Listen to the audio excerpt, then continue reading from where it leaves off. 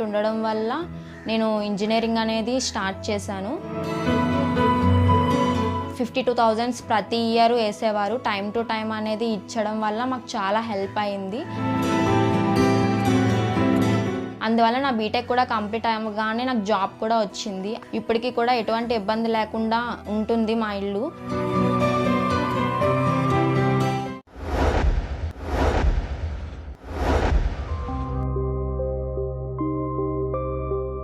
మాకు 2 పిల్లలు ఉన్నారండి. అందులో మా పాపకి అమ్మఒడి డబ్బులు రావటం జరిగిందండి. 2 సార్లు 14,000 వచ్చాయి, ఒకసారి 15,000 వచ్చాయండి. రైతు భరోసా కూడా 3 సార్లు పడింది.